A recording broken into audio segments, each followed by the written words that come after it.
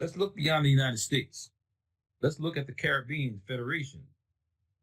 Didn't work out. Let's look at the civil rights movement. It's been decimated. Think about we have to keep fighting for civil rights. And let's look at the failure of the African independence explosion, the greatest of all the heartbreaks. We have to go back in time to look at what the problems were so we can kind of fix that. All three of them failed because instead of using our imagination, we were using forms developed by someone else, not knowing that the slave master and the colonial master created nothing that we can use to save ourselves, because his form was to keep him in control of us. That's why we need a paradigm shift.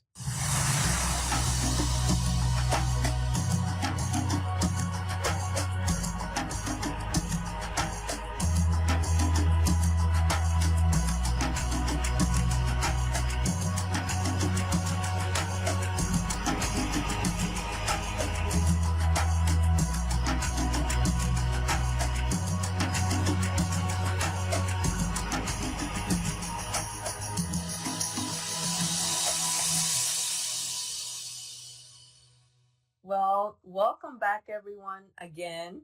And we are returning with Dr. Moore as usual. I'm here to Ubuntu El Retorno. So everything is returning. And so he is also returning. And we're so grateful to have him back. And we're going to see what he has to bring us back today. Dr. Moore, like usual, what are you bringing us today? Well, I think we have to really look at where we're at as a people right now. We're challenged and struggling. You think about the North American enterprise, and you just saw, since the last time we spoke, we had the elections in North America, and didn't quite turn out the way people thought it would. And it is altering people's consciousness right now. So we're going to talk about the power of a Pan-African view, because that's probably the only way we're going to get through some of these travails that are happening socially. So I wanted to kind of give a presentation on really weak PowerPoints. That is people who have been in power, but they've been delusional, really not having a great impact for us. And then focus on things that are occurring now that will be some power plays that we need to start looking at. Because when you look in the mirror, I think that's going to be your only friend. Can't be looking around for anybody else. We got to start focusing on ourselves. So we're going to talk about that today. Is that all right with you? Yes, that's great. That's great. I'm ready to hear that. All right. So there's a white scholar, philosopher named Thomas Kuhn. He wrote, he's a philosopher, but he wrote this book called The Structure of Scientific Revolutions. Like, can you really have a revolution in science? Well, he's talking about paradigm shifts that are needed. So as African people, we need to have a paradigm shift to assist us with the many problems we've been dealing with throughout the diaspora. Not just in North America, but South America, the Caribbean islands, and Europe, even on the continent of Africa. We've had some challenges. I talked about Dr. John Henry Clarke before. He has a book called Africa, World Revolution. Africa's at the crossroads. And one of his chapters, I have used this chapter in class here and there, but says, can African people save themselves? Now, this is Dr. Clarke wrote this in 1991. Can African people save themselves? Okay, we can't wait on the white man to save us. Can't wait on the North American Democratic Republicans to save us. So we're in a position. Can we save ourselves? And since you have a large audience that's from the Caribbean, I wanted to read this one little passage that he has in that chapter. Let's look beyond the United States. Let's look at the Caribbean Federation. Didn't work out. Let's look at the civil rights movement. It's been decimated. Think about we have to keep fighting for civil rights. And let's look at the failure of the African independence explosion, the greatest of all the heartbreaks. So all these, he's using these 3 points of discussion to state that we have to go back in time to look at what the problems were so we can kind of fix that. All 3 of them failed because instead of using our imagination, we were using forms developed by someone else, not knowing that the slave master and the colonial master created nothing that we can use to save ourselves. Because that's why it's so deep that people thought that this election in North America between Kamala Harris and Donald Trump was going to be really, really tight. But it was a landslide, so they say, on the popular vote, a landslide, so they say, on the electoral vote. How could that happen? what is the undercurrent in this country? White supremacy. A white soul saying that no one else is going to tell me what to do in terms of someone outside of their physiology, their physiognomy, their appearance. So you have a challenge with, I guess, many white people having a black person tell them what to do. And you saw with Obama in power for 4 years, he struggled. He fought. They fought him every way. Did his job, but they weren't going to have a woman of color tell them what to do. So when we use this form to control our own people, our situation is merely changing faces. So we have to be careful about using the oppressor's systems, and now we then parrot what they do, and we don't progress. That's why we need a paradigm shift. I found it interesting reading this is a book about Kamala called Kamala's Way. Now, she didn't authorize this. She didn't endorse this. This is just an author named Dan Moraine writing about it. I thought this was interesting because this was written, way before the election. This was written back in 2021. Okay. So in this chapter on yes or no, it says Kamala Harris's star was rising after the June 2017 hearings where she grilled top Trump administration officials, John Kelly, Jeff Sessions, and Rod Rosenstein. So it's like, okay, who's this lawyer? Who's this son? What's she doing? Not surprisingly, Republicans were critical of Harris's style. She also was irritating some of her fellow Democrats and career Homeland Security officials who had no political axe to grind, but felt insulted by her. So she already had some baggage that white men wasn't going to deal with. They already knew her operation, how she worked. They weren't going to deal with that. So you kind of see the undercurrent that kind of washed her away from the political arena. So in private, some Democrats believe her pugilistic tone. Pugilistic means like fighting, like a boxer. So they felt she was being that way. So anybody gets telling white people or white men what to do seems to be what? I guess irritating because no one tells them what to do. It says others suspected her thirst for the spotlight was part of a long-range plan to, quote, pull an Obama, unquote, by staying just long enough in the Senate to get the credentials needed to run for president. Now, again, this is all before she was vice president. And this is now a time period where, is she going to be phased in to be the president if she is selected as vice president? Fueling that view, Harris announced in mid-April that she had just returned from a week-long trip to the Middle East, an important way for a senator seeking a place on the national stage to burnish her foreign policy credentials. This is where it gets tricky. Okay? So now I want to kind of talk about this Pan-African view, because where do we stand in the midst of that? Mm-hmm. So if you could see this screen, let me know. Can you see my screen? Yes. Great. So the power of a Pan-African view, and I put that in capital letters because power is the ability to define reality. Mm-hmm. If you can't define your reality, you're being controlled by someone else. So we have to look at what is real power. So in North America, I say we've had delusional states of power because you've had Black people that have been in certain kinds of, positions in the military and the judicial branch and the civil branch, but what has really happened from all that? So my concerns are, as we evaluate history, we see the mistakes that were made. I just read to you that said that Kamala went to the Middle East to try to get her foothold on foreign policy. Well, Andrew Young was once an ambassador under Jimmy Carter, and he was also the mayor of Atlanta. Still a very powerful figure in history, but he was removed from his position as an ambassador when he started to support the Palestinian movement back in the day.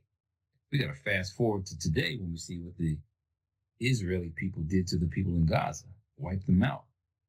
But here you have a Jewish lobby telling that white president to get rid of that Black man because he shouldn't be involved in foreign policy. That's pretty heavy. But that happened. That's how he was removed. So Andrew Young did his best to look out for the oppressed, but it didn't work out. We fast forward to Colin Powell. He's now deceased, but he was involved in that Bush administration when they were pushing this weapons of mass destruction, which we know was all a lie. But he was a pawn in the game, being manipulated to be in that position. So he served as Secretary of State, also chairman of the Joint Chiefs of Staff. He was National Security Advisor. So, he had a major role to play in the military. So, the Secretary of State, I think it used to be the Secretary of Defense, Secretary of War, Secretary of Defense, those are the two names. Secretary of State is the same thing that Hillary Clinton had. We'll see her later on. But Powell was a powerful man. They wanted him to run for president. No, I can't be involved in that. So behind the scenes, he probably knew that he was being manipulated and was doing things for the empire that weren't necessarily good for the people. And I heard that in that vial, that wasn't even anything toxic. I heard it was like sugar or something like that. So the whole games are being played in front of people. So he unfortunately passed away in 2021, and hopefully it was nothing like they took him out, but he's gone. Cancer. Mm-hmm. Two other, I guess you could say, melanin-dominant figures in the government. One was Condoleezza Rice, served under Bush. You had Susan Rice, served under Biden. So these are very powerful figures, but the jobs that they had during the time period had nothing to do with Africa. We haven't even talked about Africa yet. That's not even on the map. That's not even a point of discussion. So that's not, and I find that so intriguing because here we are in a state of consciousness where we as African people living in the Caribbean, to living here in the United States, living all over, we don't have Africa at the forefront of our discussion. That's because the empire and the oppressor who controls the media and education doesn't want you looking at Africa. Because once you start looking at Africa, guess what? You start binding, working together. And that's where some of these positions, they're ensuring that we don't work together. So Susan Rice and Condoleezza Rice were not necessarily strongholds for our community. Condoleezza Rice was a Democrat at one point. Guess what? She switched. She didn't like the policies of Jimmy Carter. I just told you she got rid of Andrew Young.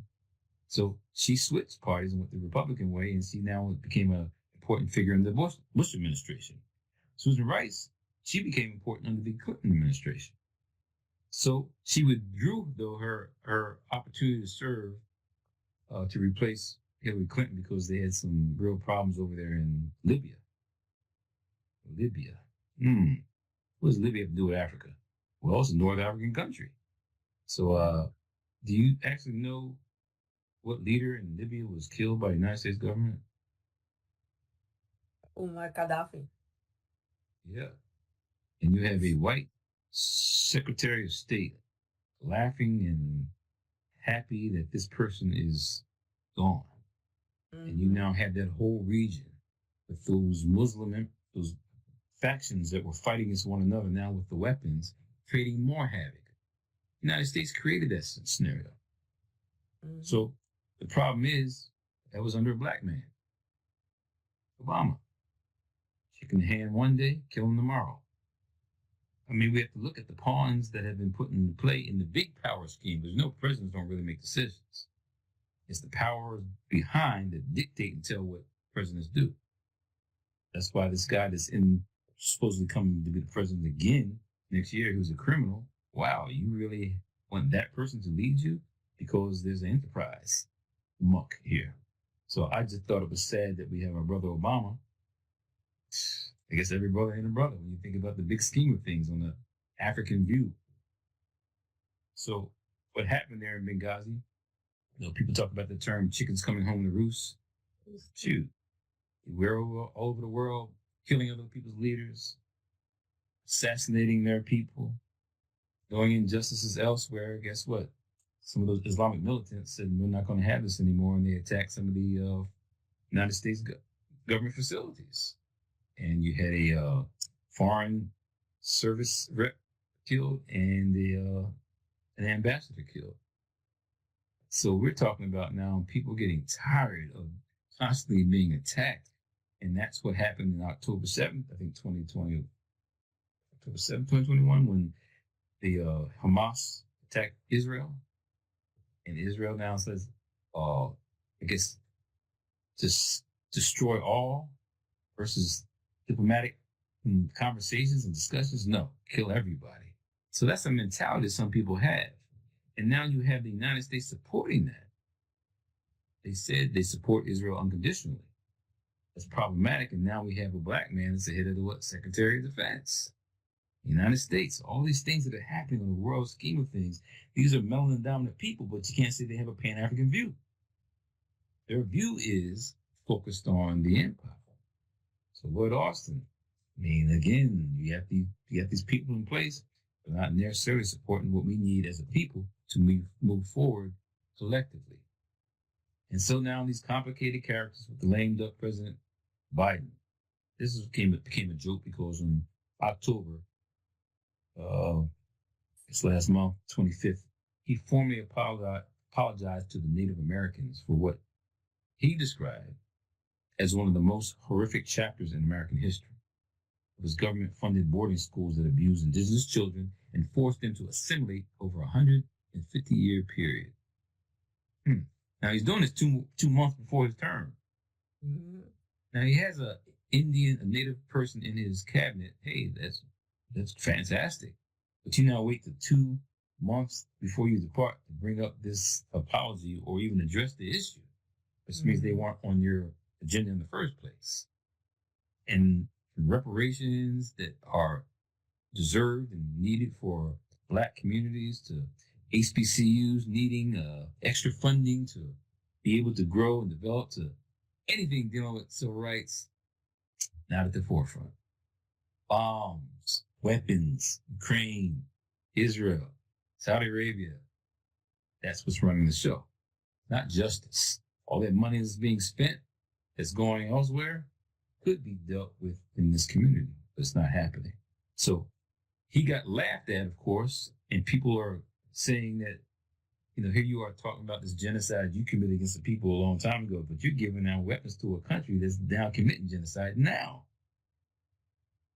Terrible scenes, terrible viewpoints that are coming from North America, and it's losing its respect.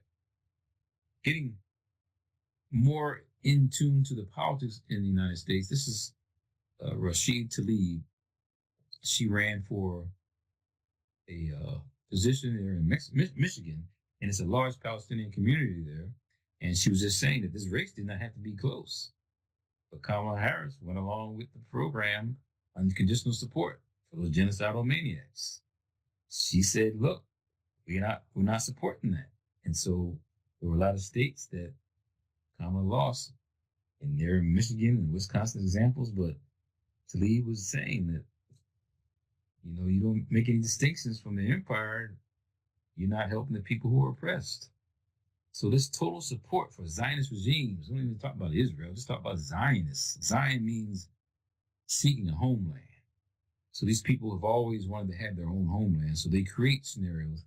I got a book by John Pilger up there about New World Order, explaining how they create a scenario where the people will fight back and do something, and, we got to react to that and now kill them all.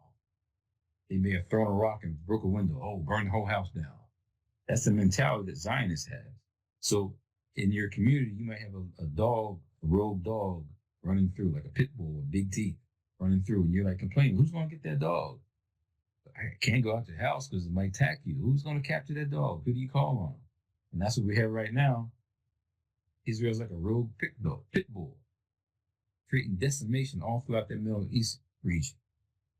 So with the Pan-African view, you see Africa on that map. Only place I mentioned thus far is Libya, but all those countries together could be united, but they're not. Kwame Nkrumah wrote a book. I don't know if you remember Kwame Nkrumah from Ghana. Africa must unite. Mm-hmm. People have written the work. People have done the research. We aren't looking at it. It's not about just reading books. No, it's a matter of reading and then implementing what people are saying. So if you look at Israel up top and South Africa at the bottom, both of them learned from you. their daddy, United States. So Jim Crow, all this segregation that has been done and exploited in the South, these countries have learned that, and it's like a protocol. This is what you do to oppress people. Apartheid. This is what you do. Keep people in their place. So with this election that we just had, we saw, guess what? Keep them people in their place.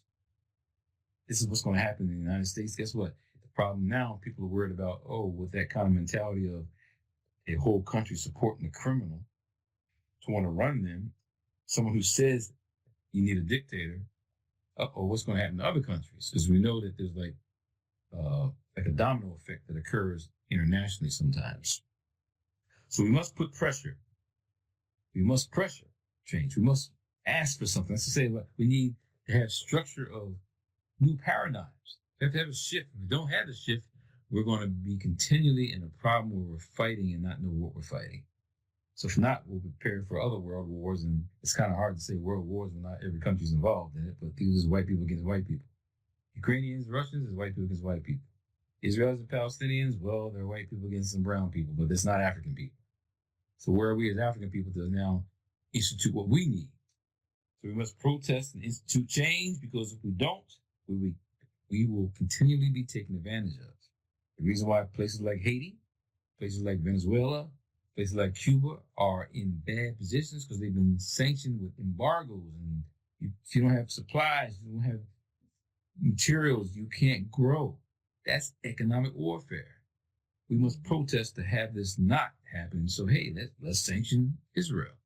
Well, it's not going to happen because they're part of the enterprise.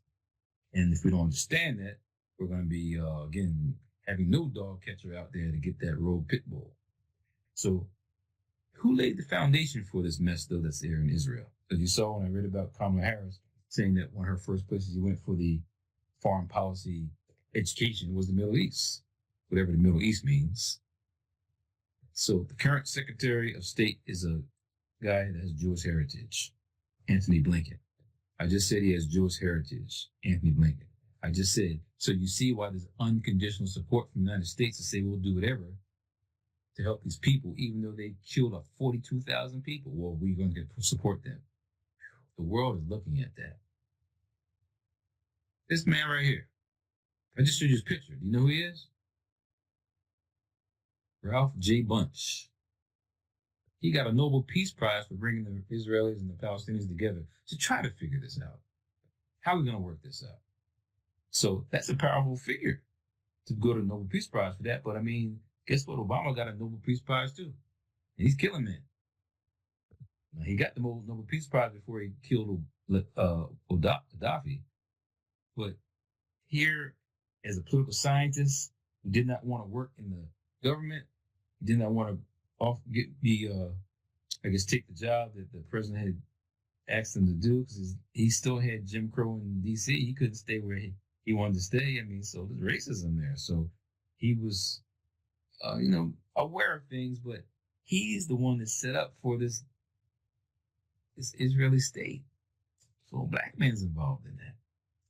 So in his marathon bilateral negotiations between Israel, Egypt, Jordan, Syria, and Lebanon, which is now being attacked by Israel, there was a level of discussion about how we create an Israeli state. And right now the discussion is a two-part state, but Israelis aren't going to go for that. Anybody pushes that, they demean them and always talk about the rights of their Zionistic enterprise, but you don't even know about anything about the Palestinians, like they don't exist. So Ralph J. Bunche laid the groundwork for them to have that state in 1948, and this is problematic when you start looking at us as African people in the European or the empire, colonialist empire. So we would say white people fighting white people. So Russia was trying to get rid of fascism in the past. They fought against, Germans and fought against the Mussolini's Italy. I mean, so Russia has a history that is not anti-African. Russia gave weapons to African countries to gain their independence from the white colonial empire. So Russia cannot be the enemy to all people. The enemy of my enemy is my friend. Some people talk. So we got to look at this perspective of what Russia has offered some of the African countries is an opportunity to grow and develop. China's doing that today, helping Africa grow and develop. So the enemy of the European enterprise or the white colonialist enterprise may not necessarily be the enemy of African people. So that's what I'm saying. We look in the mirror as us first, but we also have to look at those who are helping us. So in Russia, they have a Patrice Lumumba University. Did you know that? So Patrice Lumumba. So he's a strong African leader. He was assassinated by the United States government, CIA. Well, he went to Russia for some help. Guess what? They got those minerals and resources in the Congo that you might need it to make a nuclear bomb. Well, you're not going to have this black man give Russia first access to it, kill him. So, again, white people, Russia, white people, United States, white people, these are white people problems. We're in the middle of that having access to those resources, but we don't control those resources. That's where the problem comes. So Patrice Lumumba, that's not named in the Congo. That's not in the United States. That's in Russia. Paul Robeson. Heard of him before? Paul Robeson was a great statesman. Paul Robeson was the man. If you ever see the movie or Shakespeare's play called Othello, he's the one that popularized that figure, Othello, playing as the Moor. So Paul Robeson was vilified by the United States government because they said he was a communist. Paul Robeson was respected all over the world. The man spoke multiple languages. The man he went to Rutgers University and all pro football player, great orator. I mean, just check out his name. They got a mountain named after him in Russia. A mountain? What? The black man was that powerful? Yes, they respected him. We're respected all over the world. The way the media looks at it, they'll put those buffoonish things on TV, play that garbage mumble rap music, and you think that black people have never done anything. No, we've been out there being progressive leaders in the past, and here you have him with a whole nother culture praising him. And that happens when we travel and go abroad. So having a mountain named after him, I think it's a powerful thing. And so that's Patrice Lumumba, and that's Paul Robeson holding a picture of Patrice Lumumba. So when you look at the Africans that were traveling around in the past, going to some of the conferences that Kwame Nkrumah may have organized, from France Fanon to Lumumba to, American leaders going over there to figure out what we're going to do to unite. And lastly, on the bottom there, that's a brother named Omali Yeshitala.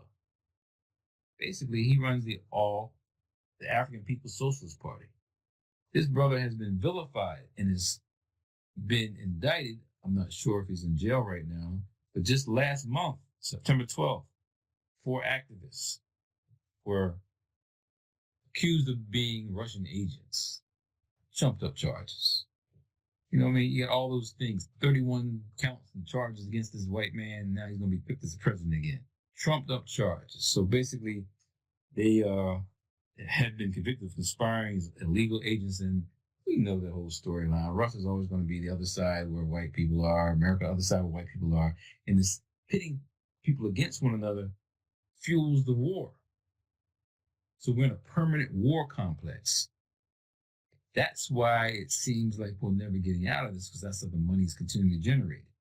You have other countries now that are saying we're not going to be dealing with the dollar. We're going to create a new economic way of doing things. Have you ever heard of BRICS? BRICS? BRICS is Brazil, Russia, India, and China getting together, South Africa getting together, and then you got smaller countries now saying we want to be involved in that. The paradigm is changing.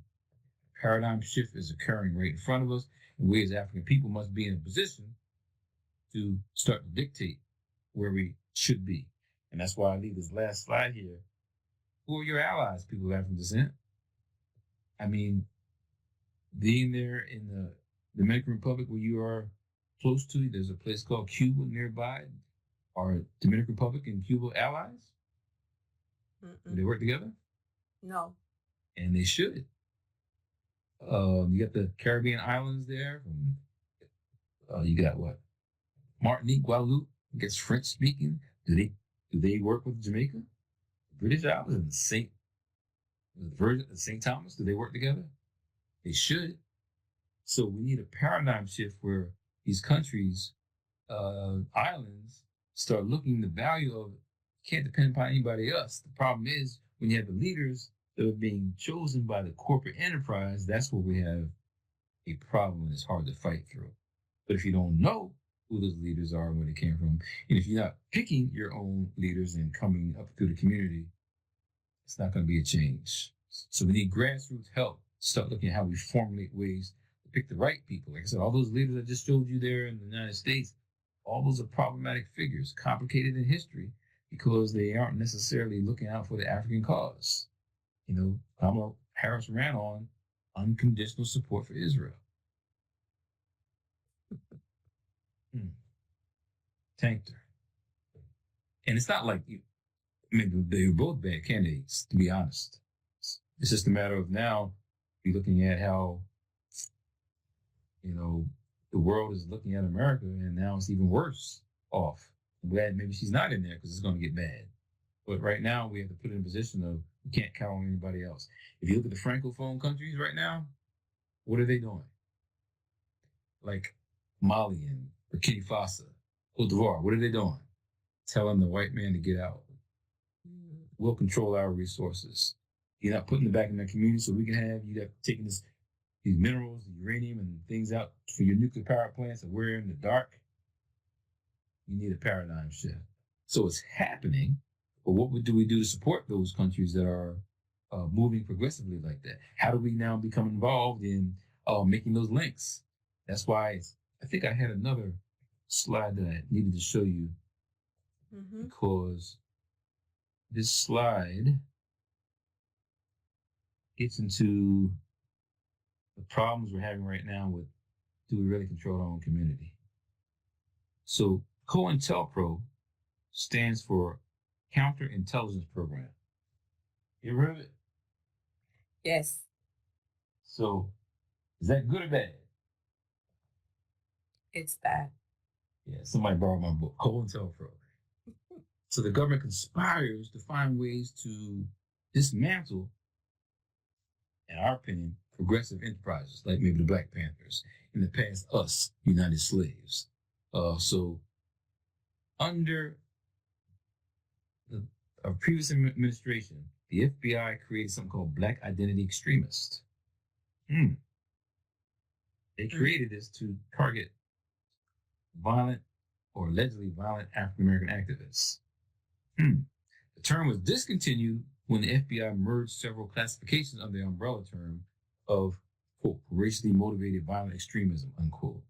So it's going to escalate. Well, this Black identity extremist, which president did that occur under? Trump, when he was president. So you think it's going to get any better? No. That's why looking in the mirror is going to be the only way people have at this point to save themselves. So it's going to get tough, but I think it's a glorious time period because we now have a reason to work together. You have no choice. You saw there's a landslide country feeling that we want this white guy to lead us, no matter how bad he is. Please lead us, no matter how dictatorial he said he wants to be. Please lead us, no matter how many things you're grabbing, if you know what I'm talking about. Yes. How can you be Christian and evangelical voting for that? Because it's about protecting your white advantage. That means Black people, people of African descent, you need to protect your advantage. So we can't look at anybody else to save us. That's why I'm saying we as African people, in any war, land is the basis of all revolution. So for Zionists, they think that Israel and that land is what they need to fight for, and so they're doing all they can to fight for it, like wiping people out. Land is the basis of all revolution. So for us as African people, it's not like the Africans abroad just go to Africa and say that's ours. No, but we work together with our intelligence to bring our services, and then we assist others to grow, and we work with one another. With Cuba, with Venezuela, they're not enemies to African people, but the United States government has sanctions on those countries. That's why it's problematic when you have those Black figures in the United States government not assisting us with what we need for our global developments. Do you have any questions for me? what you said about creating that, I mean, that's definitely what needs to happen. We need to create a new paradigm. When you say, which I understand, but as far as unite, I understand that what I've been seeing is that, like you said, it's like we either do it now. I think that these past 4 years was like a time for us to be able to see, really see behind what is happening in front of us, so that we could do something. But I think that we were too confident. I mean, our community was too confident to think that everything was going to be okay. And Confident or complacent? huh? Confident or complacent? Oh, That yes, complacent. yes, yes. Complacent, yes. Uh-huh. Yes, thank you. And so there we are, like waiting for somebody to resolve our issues without realizing that we are the ones that have to step up to the plate. And if we do not unite now, I don't know when. True. Absolutely correct. That's why it's a sad scenario if we don't. Yeah, I don't know when. And I think that like you say, they don't leave. We have no other choice. And honestly, this is something that I've been, you said it, but this is something that has been on my mind as well this last couple of weeks, because I was kind of like saying, okay, we either unite, or we have to organize. What do we do with those in our community that continue to slow our process? Not everybody's going to make it. If you're overweight, can't run, can't hide. You don't have any weapons, can't shoot back. If you're not prepared, you're going to die. I mean, it's the reality. Some people aren't going to make it. That's why we have to be in the position to now take those ahead, take those along with us that want to. But other than that, if you want to continue to listen to some mumble rap, if you want to continue to just smoke and not prepare, you're not going to make it. If your health is not good and people are chasing you, you can't get away. So physical, mental,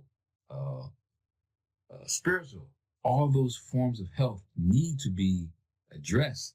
And we as a people, are again, not controlling those realities. Some of the foods we eat aren't our foods. That's why I really value people in the islands. You got more natural places to eat. On the continent, they have more natural places to eat. Outside of those areas where food is imported and brought in, it's more artificial. It's not real. So people are getting sicker than they should be. Health is not as good as it should be. And again, as you become more obese and more overweight and you really can't move, I'm just saying, you're not ready for the revolution. Some people are not going to make it. You have to want to do better for yourself. And some people, I wouldn't say they don't care and have given up, but they don't know where to go. So as you said, if we organize, okay, I'll participate. We gotta have the right organizers, right? People have to be in place for people to have confidence. Now you use the word confidence. Have confidence to build together. But right now, as you're doing with this channel, you're trying to give people a different perspective to say, well, why doesn't Cuba and the Dominican Republic have good relations? It's because the United States is telling the Dominican Republic, if you do business with them, we're not going to do business with your resorts and your tourism. Is that what's going on? Well, there needs to be a point where the dollar is not going to be of value anymore.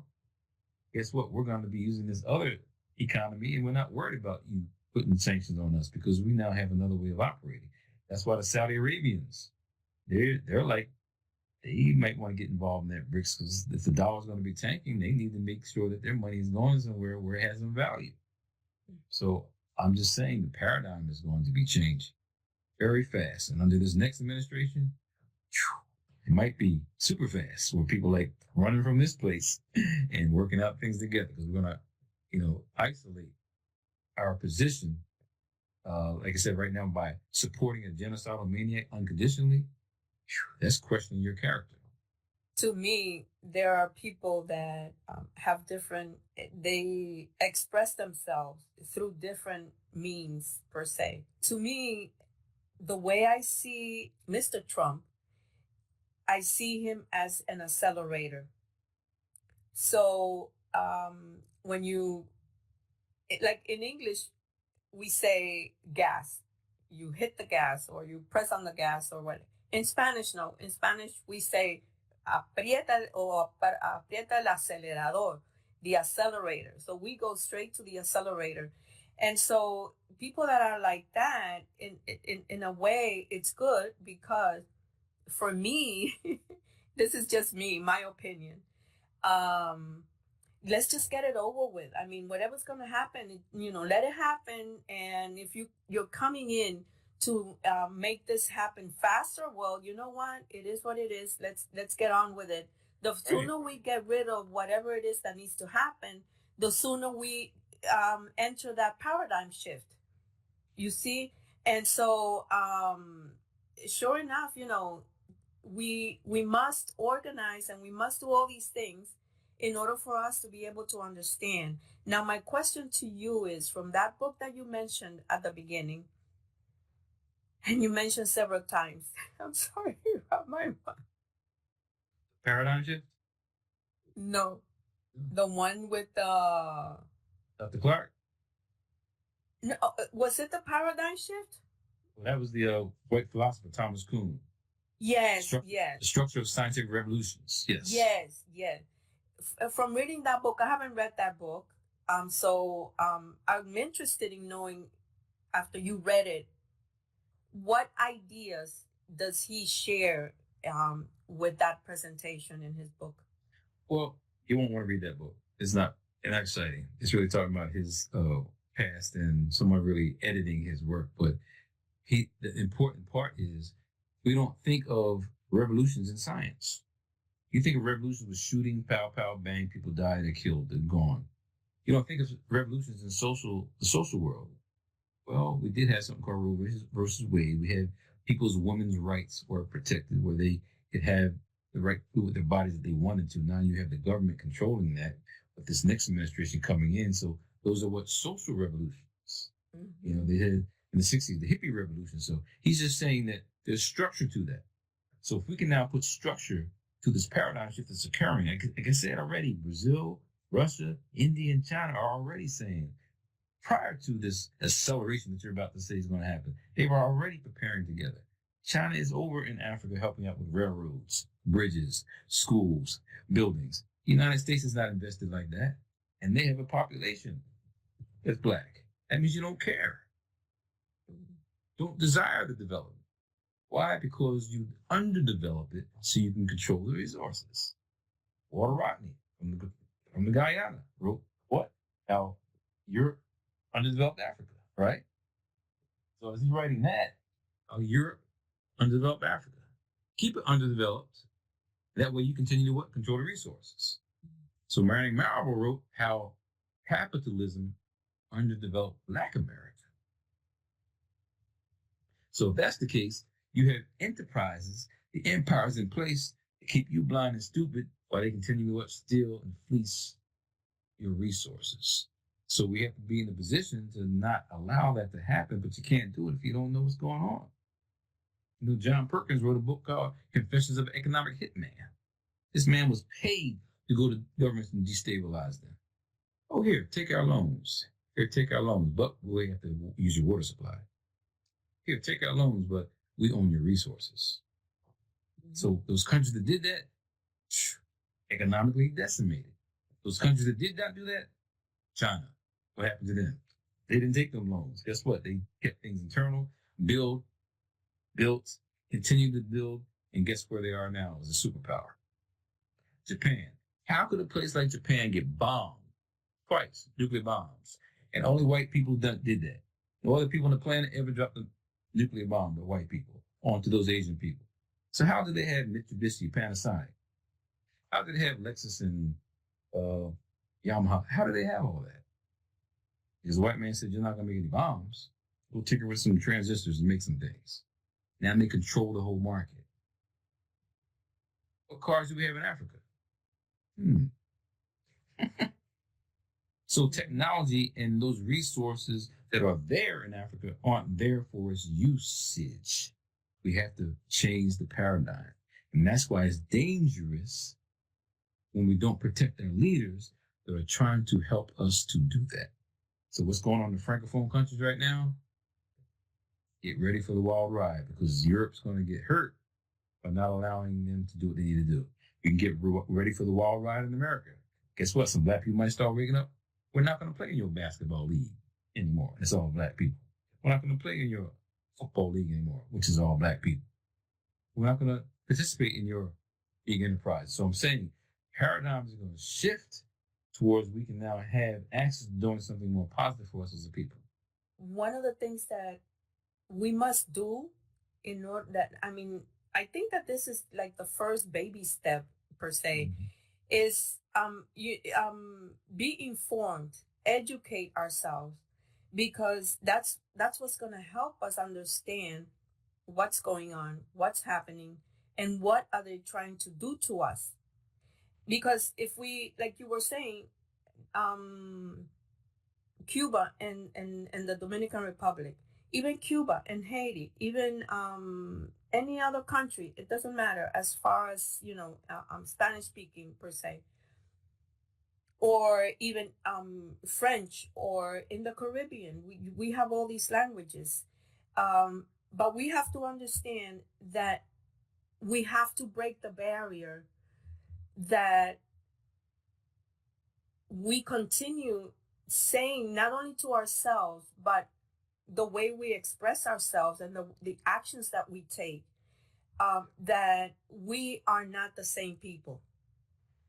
So this is something that we really have to acknowledge, as far as recognizing that we are one people. African descendants, I'm not taking out other people. They're okay. But right now I feel that we ourselves are a priority as to what's going on. And so for us to be able to educate ourselves and to recognize the needs that as a community we have, will assist us in being able to come up with better ways to unite as far as a people, as far as a community. Because I see that they're also trying to, I don't need to organize with my Black community. No, I don't need to do that. I must organize, and I must unite with everybody else. But the thing that I've seen in the Caribbean, the things that I have seen in the Dominican Republic, is that our community is so far behind in everything. So how can we, as a people that are so behind and are so low in education, in wealth, in all these things, how can we try to at least overcome the situation that we have been put on or in, and so that we can begin to be part of an organized community? Yeah, on the little level with the local people, it's about self-interest. You got to want it. If the person doesn't want it, that's what I'm saying. Some people are not going to be saved. So once they want it, now we have the programs in place, as you just said, organize, do that. And then you start to go a little global, try to say, well, who are your allies? If you can't have any allies, you're not going to win anything. Got to have some people that are working with you. Mm-hmm. The opposite of an ally is probably an enemy. I don't know if we can call all people who voted for Trump an enemy, but if your mission and your approach is not for my upliftment, yeah, you're then my enemy. So who knows? There may be some positive things that come out of this administration that help out Black people. We don't know. But the rhetoric is not saying that. Mm-hmm. So you go to sleep with one eye open. See what's really going to happen. Because right now we're getting taken advantage of. So we have to do it by, I think you used the word baby steps before. Do it by baby steps. Work on it locally, individually first.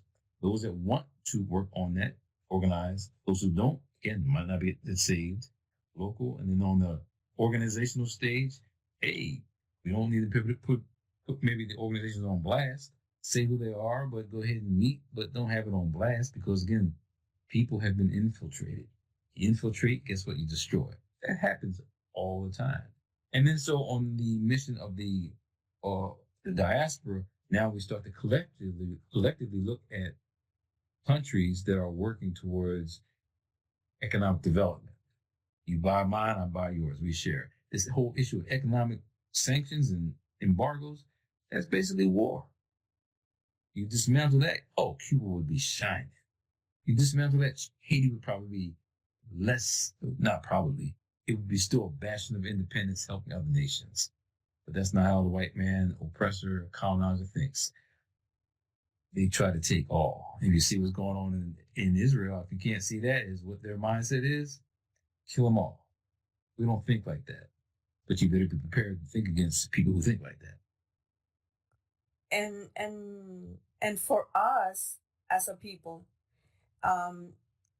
you mentioned in the previous meeting that we had, Africa for the Africans.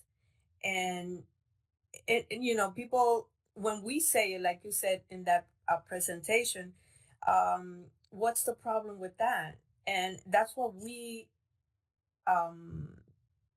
also must feel as well. Not to think that just because I'm over here, and Africa is so far away from me, that I can't even think like that. But we have to bring Africa into our hearts.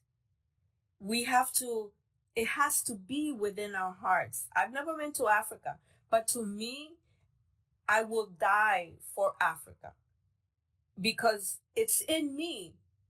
And it you know, it was through my journey that this in-depth this in-depth feeling in me about Africa was born. But I had to do the work. Right. Starts with you first. Yes, yes. And so now, you know, I do say, you know, Africa for the Africans because they're taking advantage of Africa. They're taking advantage of the people. So everybody else gets to say that. So why can't we, like you said?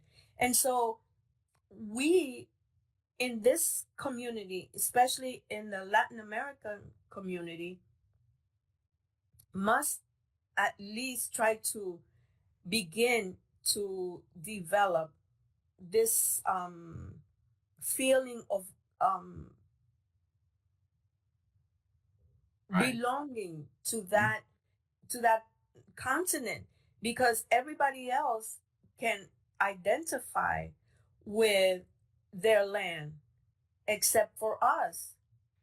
And I think that nowadays we need this more than ever, because in order for us to be able to organize and to be able to create and go and work towards that paradigm shift, we have to feel it. We have to bring it inside of it. It has to come from within, in other words. And for us to be able to be proud of who we are, be proud of where we came from, be proud of our brothers and sisters, no matter where they are. And with that, we can then, okay, so here I am. What can I do as an individual? Because I'm doing this, and I'm blessed because you're collaborating. Ben is collaborating. Now we've got Brother Kaba, who's also collaborating and wants to continue to collaborate. So at least, you know, okay, so what else can I do? It's not about, like you said, a little while ago. It's not about picking a gun and shooting somebody. It's about doing something for the betterment, for us to be able to create a base, being educated, being informed, what's going on, who is my enemy, who wants to take from me, you see.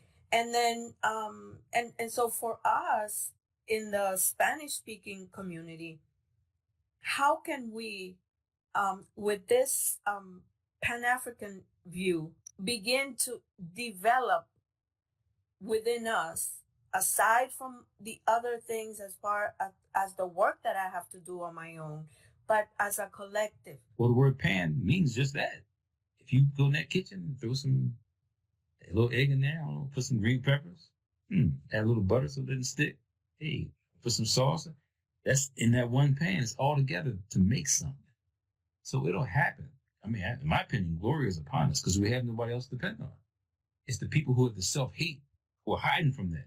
They don't want to be that egg, so they want to get in that pot. They don't want to be part of green peppers, so they don't want to be involved in that. So people who have that mentality, guess what? Don't want you then. We need those who are going to fight for the cause of us to develop our pride. So I have glory ahead of us. I think we're going to be all right. Yeah. So I think the same way too. And like I said, it's going to happen sooner than later because things are being accelerated. And so I'm glad that I don't want to say a few of us, no, because it's many of us. It's a lot of us that are ready. That's what I'm saying. I'm not worried.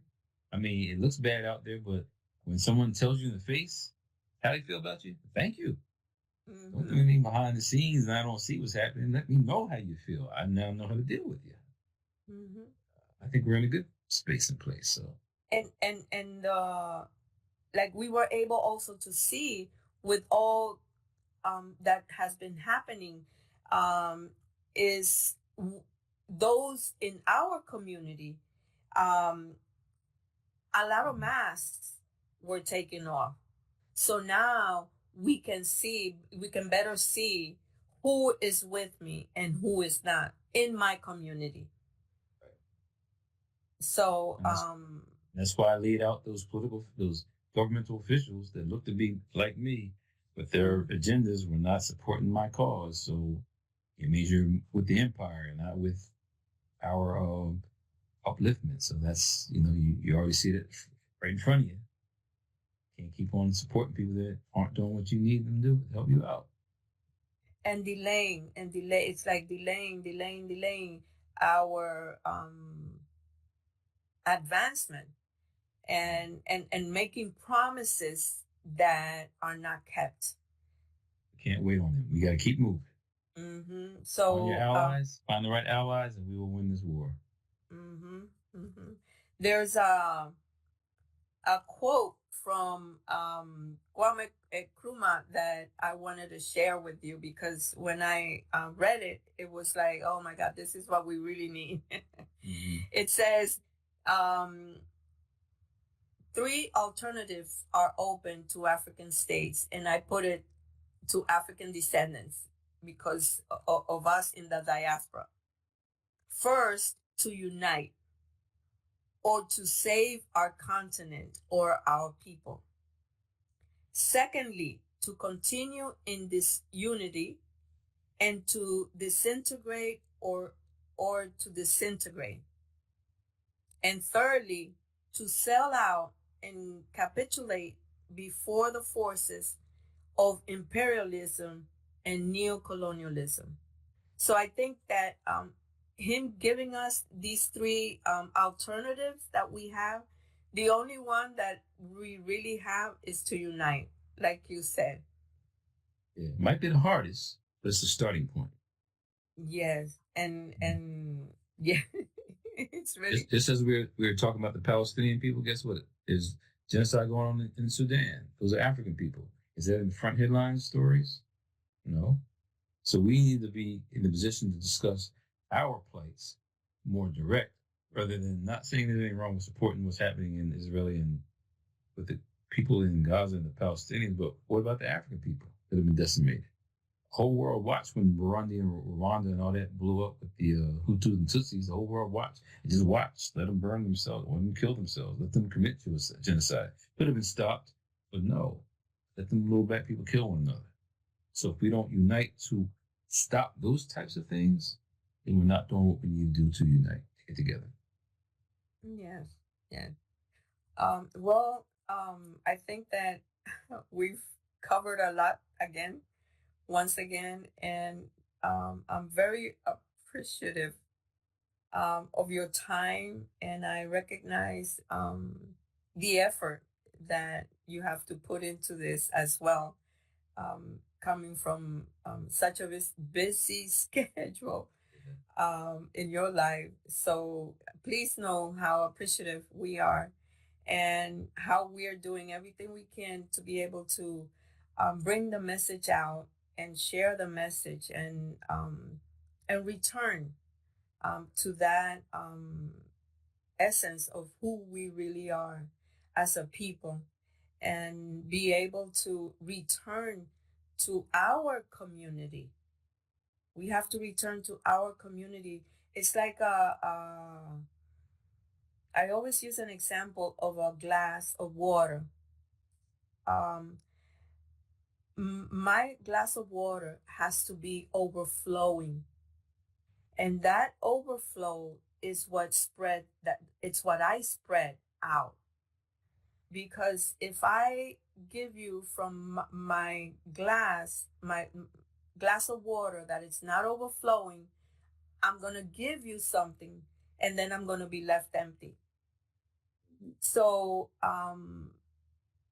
we as a community must come together and strengthen one with the other, so that then with that strength we can also not just become a strength within ourselves and our community, but also assist those, like South Africa is doing, bringing to the Hague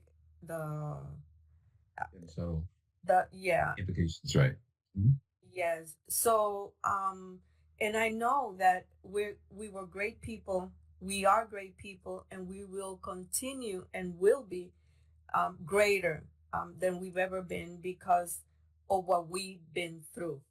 And so I'm very positive also that we're going to be coming out of this, because it's going to strengthen us and it's going to bring us closer together. Yes. So, Dr. Moore, thank you so much once again. And I'm sorry, but my lips are.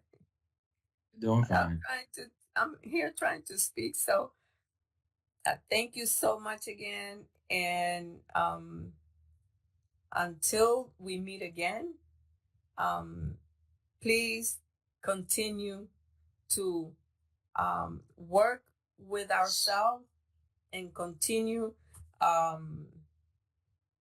to keep on becoming. Still my words. Freedom is not free. We must get to work. You already said that. Let's get to work. Yes, yes. All right. So thank you so much once You're again. welcome. Thank you. Ciao.